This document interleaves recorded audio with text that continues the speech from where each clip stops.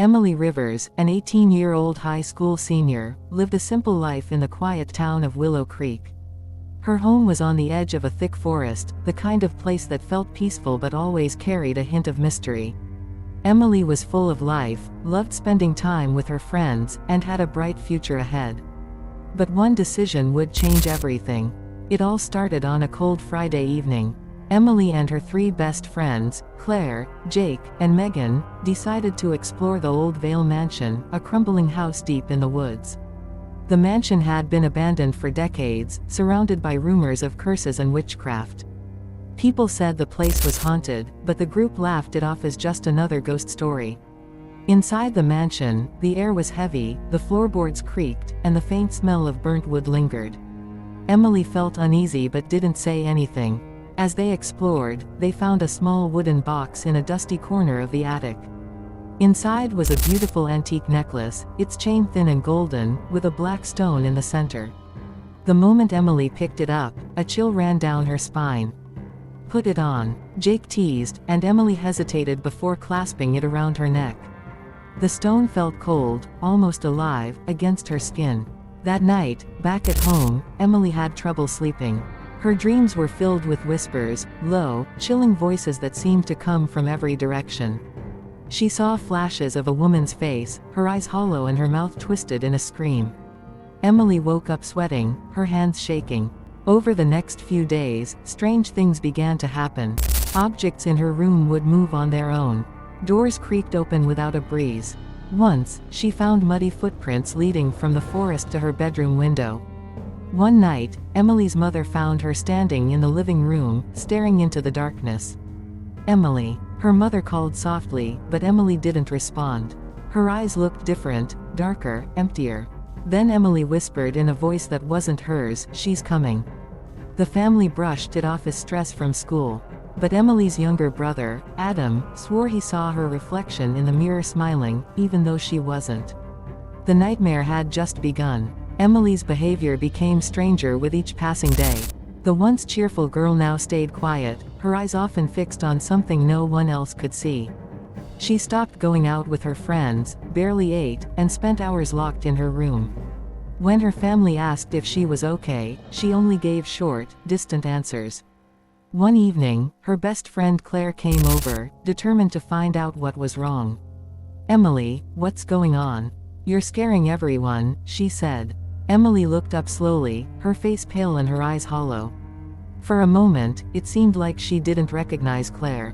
Then, in a low, chilling voice, Emily whispered, "You shouldn't have come." Suddenly, the room went ice cold. Claire shivered, and before she could say anything, Emily grabbed her arm with a strength that didn't seem human. "She's watching," Emily said, her voice distorted. Claire screamed and pulled away, leaving deep scratch marks on her arm. Emily's family grew more concerned when she started talking in her sleep.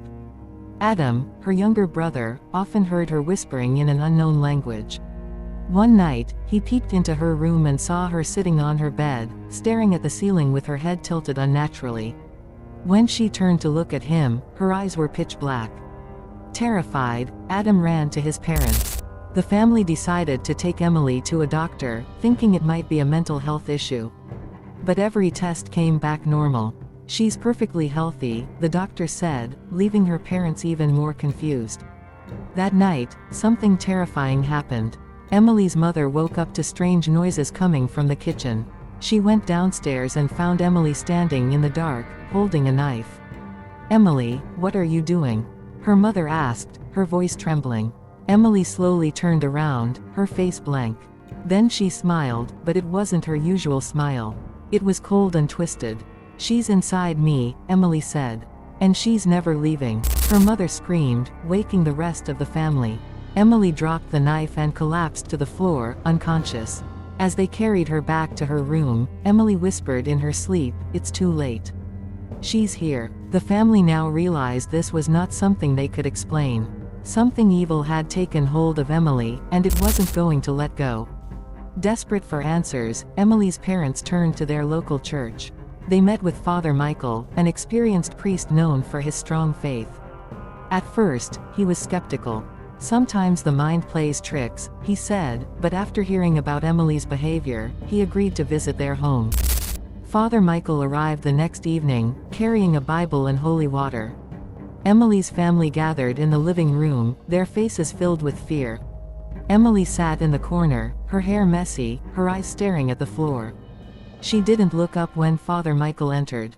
"Emily," he said gently. "I'm here to help you."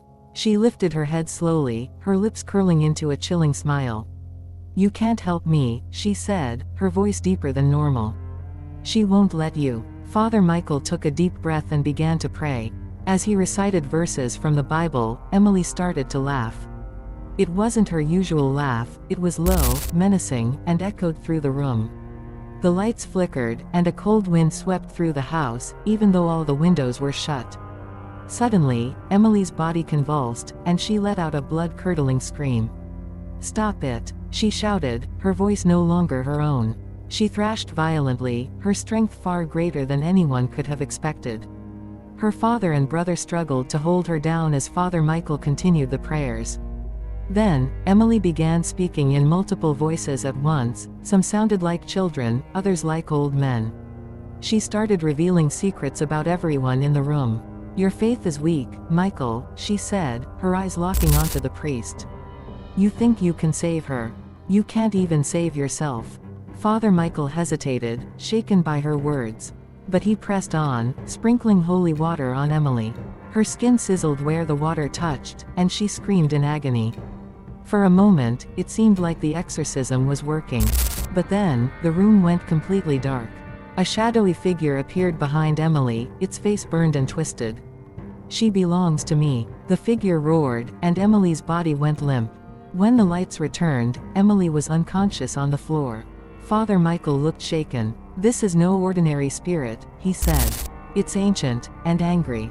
I don't think it's going to leave easily." The family realized this was only the beginning of their fight against the darkness. Claire couldn't stop thinking about Emily and the terrifying events at her house. Determined to help, she started researching the history of the Vale Mansion, the place where Emily had found the necklace. What she discovered sent chills down her spine. The mansion once belonged to Margaret Vale, a widow who lived there over 150 years ago. The townspeople accused Margaret of witchcraft after a series of mysterious deaths in the village. They claimed she cursed the land when her husband died in a fire. One cold winter night, the villagers dragged Margaret to the mansion's front yard and burned her alive. Before she died, Margaret swore revenge, vowing she would return to punish their descendants. Claire ran to Emily's house to share what she had learned. Emily's family listened in silence, their faces pale. "This can't be a coincidence," Claire said. "The necklace must be connected to her. Margaret's spirit is inside Emily." Just then, a loud crash came from Emily's room. They rushed upstairs and found her standing in the center of the room, her head tilted back, her eyes black as coal. The air was freezing, and a dark shadow loomed behind her. "She's telling the truth," Emily said, her voice unnaturally deep. Emily began speaking in Margaret's voice, recounting her death. "They took everything from me," she said. "Their bloodline will pay." Her body shook violently as she screamed, "She's mine now." Claire noticed the necklace glowing faintly around Emily's neck. "The necklace, it's her anchor," Claire shouted. She tried to pull it off, but the moment her hand touched it, she was thrown across the room by an invisible force. That night, Emily's possession grew stronger. She lured her brother Adam into the woods, whispering in his ear, "Come see what I see." Her parents found him standing by the old well, his eyes blank. The family realized they were out of time. The spirit wasn't just possessing Emily, it was trying to destroy everyone connected to her. "What does she want?" Emily's mother asked Claire. Claire whispered, her voice trembling, "Revenge. And she won't stop until she gets it." The family knew they had to find a way to break Margaret's hold. But how do you fight a ghost filled with centuries of rage? Emily's family was desperate. The spirit was getting stronger, and Emily's body was fading. Her face looked hollow, her skin pale, and her voice was no longer her own. The family knew they needed help beyond what Father Michael could provide. They reached out to Drive. Evelyn Carter, a renowned demonologist with experience in ancient rituals. Evelyn arrived with her assistant and a collection of strange tools, mirrors, symbols, candles, and old books written in languages no one could understand. She listened carefully as the family told her everything. "This isn't just a possession," Evelyn said, her voice calm but serious. "Margaret Vale's spirit has anchored itself to Emily through that necklace. To free Emily, we need to destroy the anchor. But it won't be easy. Spirits like Margaret don't let go willingly." The ritual had to be done in the mansion where Margaret's power was strongest and most vulnerable. That night, Evelyn, the family, and Claire entered the crumbling house. The air inside was heavy, filled with an unnatural silence. Evelyn placed candles in a circle around Emily, who sat motionless, her head hanging low. Evelyn began the ritual, chanting in a language none of them recognized. The candles flickered, and a cold wind howled through the mansion. Suddenly, Emily's head snapped up. Her eyes were pitch black, and her lips curled into a chilling smile. "You think you can take her from me?" Margaret's voice echoed from Emily's mouth. "She's mine." The ground shook as the shadowy figure of Margaret began to form behind Emily. Her face was burned and twisted, her eyes filled with hate. The family gasped, but Evelyn didn't stop chanting. Claire noticed the necklace glowing brighter. "The necklace. We have to destroy it," she shouted. Evelyn nodded, directing Claire to break it. As Claire reached for the necklace, Margaret screamed, "No!" Emily's body thrashed violently, and an unseen force threw Claire across the room. Evelyn shouted louder, her voice cutting through the chaos. Finally, Claire grabbed the necklace and smashed the black stone against the floor. A deafening scream erupted, and Margaret's shadow began to dissolve. Emily collapsed, her body limp and still. For a moment, it seemed like the nightmare was over. But then the lights flickered, and a whisper filled the air, "This isn't the end." Everyone froze, knowing the fight was far from over. Emily's body lay motionless on the cold floor of the mansion. Her mother knelt beside her, tears streaming down her face, while Claire and Adam watched in silence, too afraid to speak. "Doctor." Evelyn Carter stood over Emily, her expression grim. "It's done," Evelyn said. "The necklace is destroyed. Margaret's spirit should be gone." Emily's eyes fluttered open. "Mom," she whispered weakly. Her mother hugged her tightly, sobbing in relief. "It's over," she whispered. "You're safe now." But deep down, Evelyn wasn't sure. Something didn't feel right. As the family helped Emily back to her feet, the mansion began to creak and groan. The walls seemed to breathe, and the shadows in the corners grew darker. Evelyn looked around nervously. "We need to leave, now." They hurried out of the mansion, but just as they reached the front door, Emily stopped. "Wait," she said, her voice barely above a whisper. She turned slowly to face the dark hallway behind them. "She's still here." Evelyn froze. "What do you mean?" "The necklace is gone. Her anchor is destroyed." Emily looked at Evelyn, and her eyes, now a deep, unnatural black, sent chills through everyone. A twisted smile spread across her face. "You destroyed the necklace," she said, her voice echoing, "but you didn't destroy me."